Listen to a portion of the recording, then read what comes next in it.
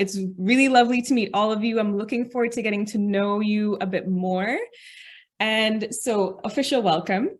And really, as I mentioned before, the whole purpose of these workshops, because this is the second in our series, is to build capacity of youth advocates to really feel comfortable and confident advocating in this space. And so our workshop that we would have had in September, October really kind of served as like a 101 session to introduce you to the issue, introduce you to healthy food policy as part of the solution to some of the health challenges that we're facing in our region, and then to start talking about ways that we can tackle this within our community, like Tara mentioned.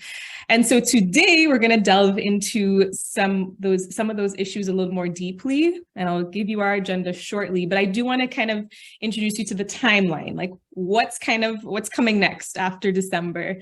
And we are very excited to share with you that we're going to be offering a selected number of funding for youth organizations, youth in CARICOM countries who are interested in doing this work. So we're kind of having all of these workshops so that you can feel more comfortable and confident, apply for this small grant, and be able to do healthy food policy advocacy in your own territory. So throughout this workshop today, I really want you to think about that end goal in mind, that hopefully we're giving you ideas and we're inspiring some really creative advocacy actions that you can do in your capacity as a youth advocate, member of a youth organization. So more to come on that opportunity. But for now, I just kind of want you to think of that in mind, that there are some things,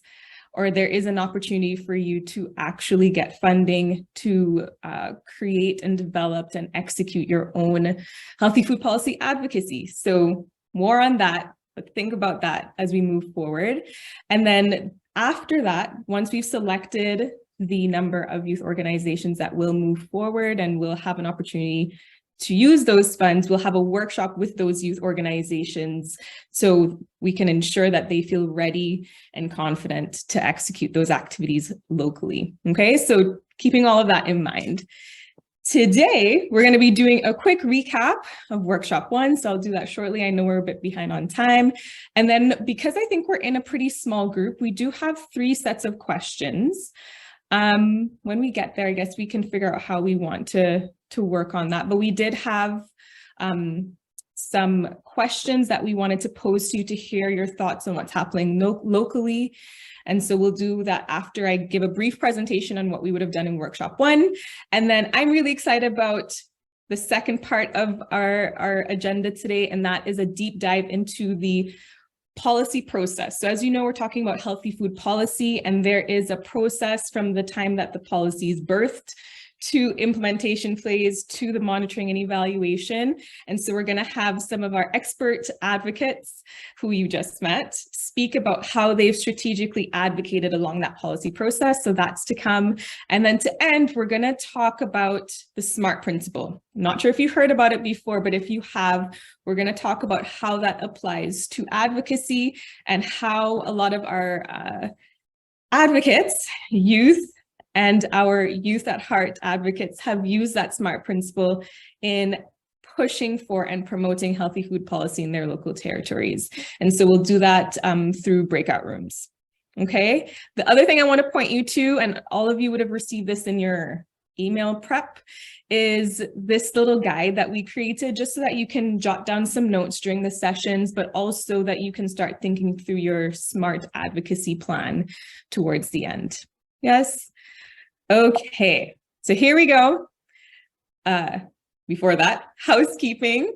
So I think we're all pretty familiar with Zoom. We're trying to make this as engaging as possible, but just to eliminate any sort of background noise, we're asking everyone to mute themselves if they're not speaking, noting that the event will be pre-recorded.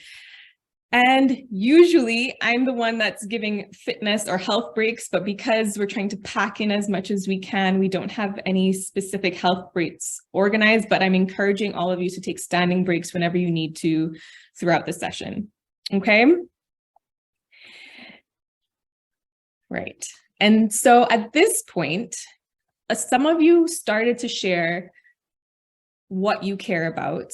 And it takes a special person to see a webinar or a workshop like this being advertised, click and register on it. And so we're keen to hear a bit more about you and a bit more about what you care about. So I'm going to ask everyone to write in the chat or to raise your hands, and I can call on you to share what you care about, because I also recognize that a lot of you are coming from a number of different backgrounds, that might not be in the health space. So I'm going to give you the next minute or two to share in the chat, but also to, if you'd like to raise your hand, I'm going to stop sharing, to share aloud. That would be great too. So I care about, and welcome to those who might have just joined. Don't worry, you didn't miss too much. We're just getting started.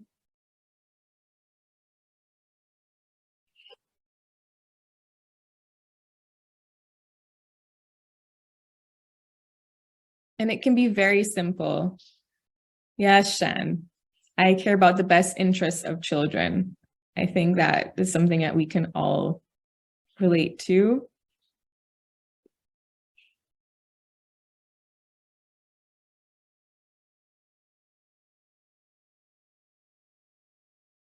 Hi, Hadasha, welcome. Great, we have Grenada in the building. Excellent. I care about proper nutrition education for children. Yes, thank you, Krista. I think, again, we can all agree on that.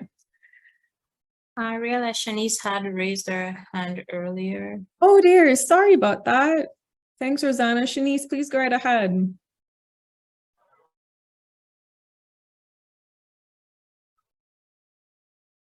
That's okay. I care about sustainable health. You care about what, sorry? I heard something health. Sustainable eating. Sustainable, yes. And women's health.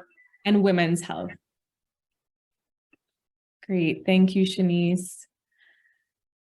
Vanessa, I care about ensuring that children's rights to health and nutrition are protected and that their voice is heard in all processes that concern them. Thank you, Vanessa.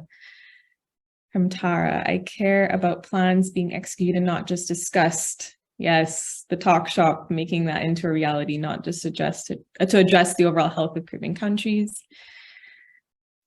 Rajveer, I care about using my voice to impact as many lives as possible in the most positive way that I can, especially concerning youth and their health well-being. Excellent. Okay, I think that's a really great start. Shrika, I care about my right to have information about what's in my food. Yes, Shrika, excellent. And I'm hearing everybody talking about rights and human rights, and I should have said this from the very beginning. Today is Human Rights Day, and that's going to play into, well, that plays into the work that we do. And so I'm happy to see that people are recognizing that in their commentary. Excellent. Okay. And I'm hearing there's some consistent themes here.